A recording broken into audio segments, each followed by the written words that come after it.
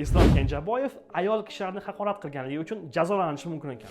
O'zbekiston Superligasining 30-tur doirasidagi Qizilqum Shortland uchrashuvida tarixiy voqea ro'y berdi. Birinchi bor O'zbekiston Oliy Ligasida ayol kishi hakamlik qildi va shu uchrashuvda yana bir epizod muxlislarning e'tiborini tortdi.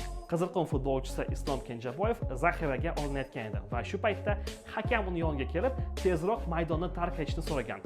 Va futbolchi albatta bunga juda ham agressiv javob bergan va kameraga uning gaplari tushib qolgan. Kenjaboyevning gaplarining qisqacha ma'nosi: ayol kishining o'rni oshxonada.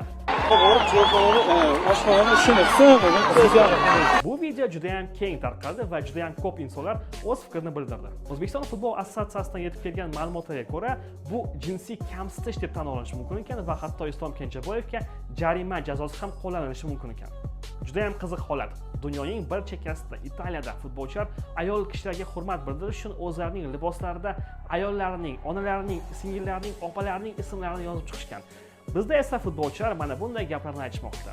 Lekin ikkinchi tarafdan bu futbol va bu yerda emotsiyalar juda ham ko'p. Umid qilamizki, futbolchimiz bu gaplarni shunchaki emotsiyada gapirgan va unda ayol kishilarni haqorat qilish niyati umuman yo'q edi.